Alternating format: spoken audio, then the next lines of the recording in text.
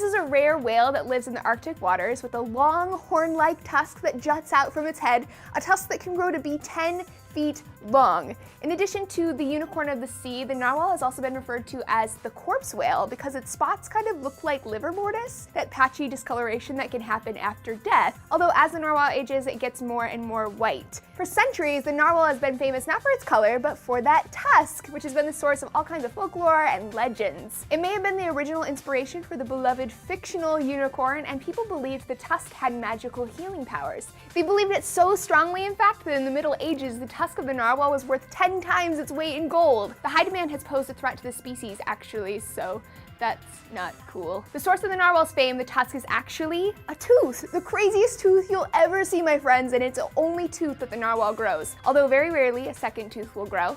The tooth is grown by most males and only about 15% of the females. It grows directly through the whale's upper lip and spirals to the left. Always to the left, possibly because it helps maintain a more durable structure. And it's not super hard either. The tusk is bendy. It can bend about a foot in any direction. What's interesting about the narwhal's tooth is that its anatomy is basically an inside-out version of a human tooth. While humans have the hard stuff on the outside, protecting the soft sensory tissue on the inside, the narwhal has the hard stuff on the inside with the sensitive layers on the outside. Now there's a reason for the madness. The sensitive layer is covered with millions of tiny holes, which act as a sophisticated sensor for the whale. These holes lead to nerves, which allow the narwhal to sense the water pressure, temperature, how salty it is. Good things to have for survival, which is why it's not clear why female narwhals are less likely to have one. The function of the tusk is still being studied because they're pretty mysterious creatures that are hard for scientists to observe. The scientific consensus at this point is that the tusk is a sexual trait, kind of like a lion's mane.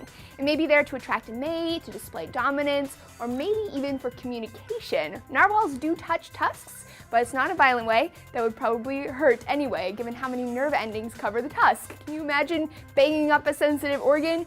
No, thank you.